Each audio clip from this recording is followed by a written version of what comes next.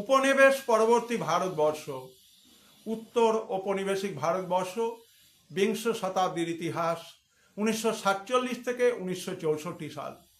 যারা 2026 সালে উচ্চ মাধ্যমিক পরীক্ষা দিতে যাচ্ছ, পশ্চিমবঙ্গ মধ্যশিক্ষা পর্ষদ দ্বারা অনুষ্ঠিত যে মাধ্যমিক পরীক্ষা ফেব্রুয়ারি মাসে হবে, সেই সমস্ত মাধ্যমিক পরীক্ষার্থীদের শুভকামনা জানিয়ে শুরু করছি।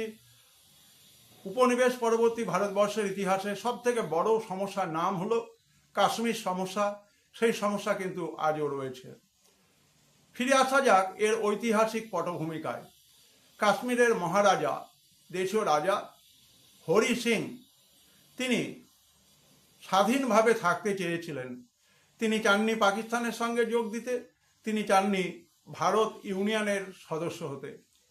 কিন্তু দেখা গেল যে ঐতিহাসিক পটভূমিকায় হরি সিং, কাশ্মীরের যিনি দেশীয় রাজা, তিনি সমস্যার সম্মুখীন হলেন। পাকিস্তানের উপজাতীয় হানাদার বাহিনী কাশ্মীর উপত্যকাতে ঢুকে পড়ল এবং কাশ্মীরের একটা অংশের দখল নিয়ে নিল।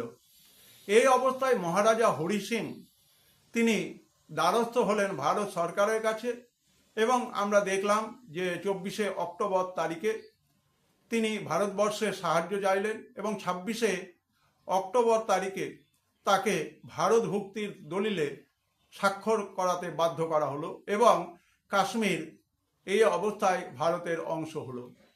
কিন্তু যে অংশে পাকিস্তানের উপজাতীয় হানাদার বাহিনী দখল নিয়ে নিয়েছিল, সেখানে কিন্তু তাদেরকে সরানোর জন্য সেনাবাহিনী মোতায়েনের প্রয়োজন ছিল। এরকম পরিস্থিতিতে আমরা দেখতে পাই যে রাষ্ট্রসংঘের হস্তক্ষেপ হয় এবং যুদ্ধবিরতি চুক্তি বা যুদ্ধবিরতির ঘটনা অনুষ্ঠিত হয়। চাচা নেহেরু তিনি চাননি এখানে, যেহেতু মানুষজন ছিল সংখ্যাগরিষ্ঠ মুসলমান, সেই মুসলমানদেরকে তিনি গণভোটের মাধ্যমে না গিয়ে তাদের উপরে সেনাবাহিনীর দখল এটা চাননি। তিনি গণভোট চেয়েছিলেন যে সেখানকার মানুষ কি চায়। এবং আমরা দেখলাম যে একটা পরিস্থিতিতে কাশ্মীর ভারত ইউনিয়নের অন্তর্ভুক্ত হলো এবং মহারাজা হরি সিং বাধ্য হলেন ভারত ইউনিয়নের সদস্য হতে।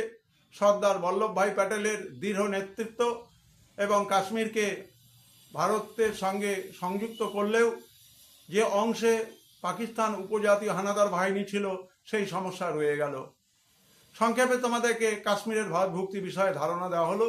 ভালো লাগলে অবশ্যই তোমরা এই চ্যানেলটিকে সাবস্ক্রাইব করবে।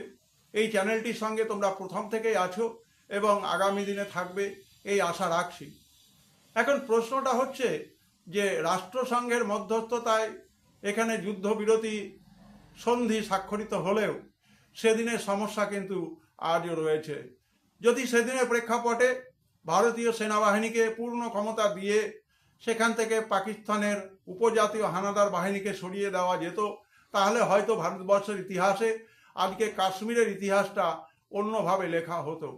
কিন্তু যাই হোক না কেন, আন্তর্জাতিক রাজনীতি, ভারতবর্ষে তৎকালীন সরকারের যে দায়বোধ এবং তারা সেখানে ধর্মর ব্যাপারটাকে বোধহয় একটু বেশি গুরুত্ব দিয়েছিলেন। সেখানকার মানুষ যারা সংখ্যাগরিষ্ঠ মুসলিমদের বাইরেও ছিল হিন্দুরা, তাদের স্বার্থটাকে কতটা গুরুত্ব দেওয়া হয়েছিল সে বিষয়ে কিন্তু সন্দেহ রয়েছে। ভিডিওটি তোমাদের সহজভাবে ঐতিহাসিক প্রেক্ষাপট আলোচনা করে তুলে ধরা হলো। ভালো লাগলে অবশ্যই তোমরা এই চ্যানেলের সঙ্গে থাকবে। এই চ্যানেলটি আমাদের অত্যন্ত সমৃদ্ধ একটি চ্যানেল। ইতিহাস বিষয়ের উপরে ভিডিওর উপস্থাপনাগুলো তোমাদের কাছে অত্যন্ত সহজ সরলভাবে পৌঁছে দেওয়াই কিন্তু in the light off history, ইতিহাসের আলোয় ইউটিউব চ্যানেলের কাজ।